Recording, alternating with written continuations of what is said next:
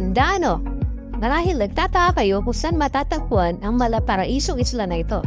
E di tara na sa Puerto Galera.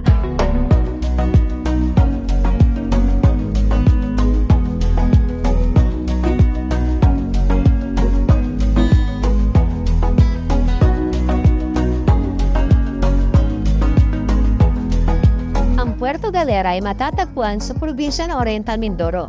Para marating ang lugar na ito ay kailangan mong sumakay ng bangka sa Port ng Batangas. Depende sa klase ng bangkang makukuha mo, aabutin ng biyahe ng kulang 1 oras o 1.5 oras. Para ma-enjoy mo ang biyahe, kuhanin yung first trip o yung pang-6. Trust me, sobrang ganda ng sunrise pag nasa laut ka na.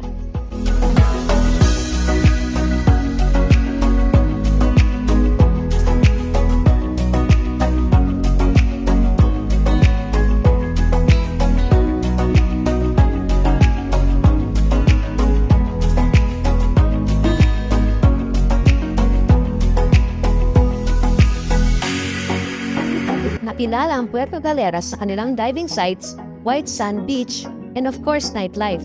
Pero bukod dyan, pinagmamalaki din ng mga taga Puerto Galera ang kamangha-manghang lugar na ito.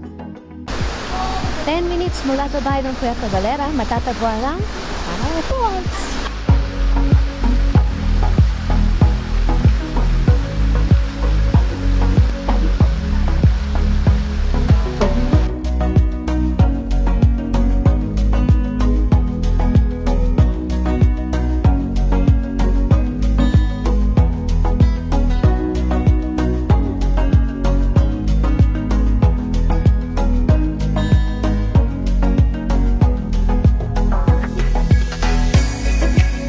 Giganting waterfalls na ito ay matatagpuan sa Barangay Viñaflor na may ilang kilometro ang layo mula sa White Beach. Makikita dito ang malinis na tubig na nanggagaling sa isang maliit at malaking waterfalls. Kumandar ang hiligin dahil kahit summer ay sigurado manginginig ka sa lamig ng tubig mula sa falls. Ipinangalan ng falls na ito sa isang uri ng hayop na matatagpuan lamang sa isla ng Mindoro, ang tamaraw. Alam niyo ba na ito ay classified na as endangered species? Kaya naman, taon-taon tuwing buwan ng Oktubre pinagdiriwang ng mga taga Mindoro ang Tamaraw Conservation Month.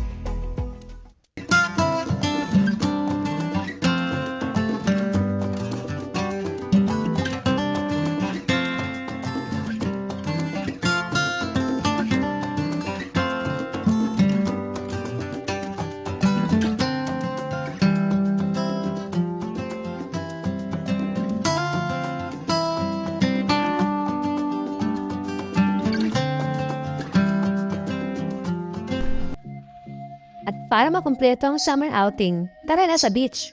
Kung dagat at dagat lang din naman ang pag-usapan, hindi magpapahuli dyan ang Puerto Galera. Dito matatagpuan ang marine sanctuary ng mga giant clams, coral reefs at sang katerbang isda na sobrang ganda naman talaga.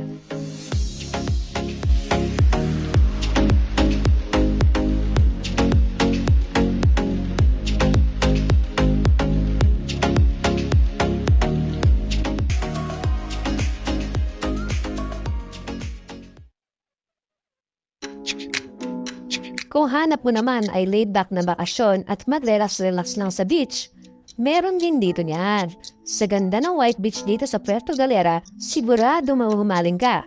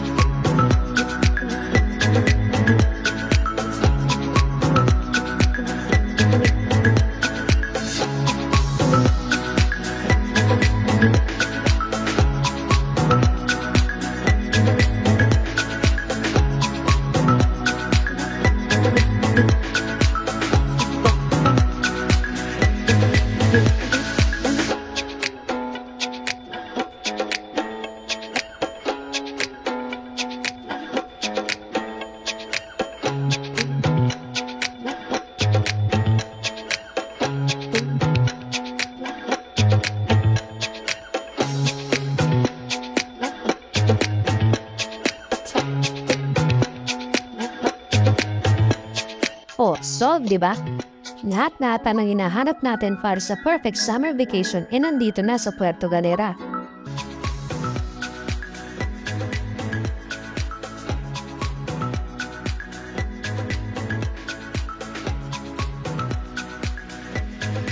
Guys, sa ganda ng lugar at bait ng mga tao dito, parang naparahirap umalis. Higit sa lahat, marami pang pwedeng puntahan at gawin dito sa Puerto Galera. Mga bagay na ating babalikan. Pero sa ngayon, paalam muna at sa ulitin.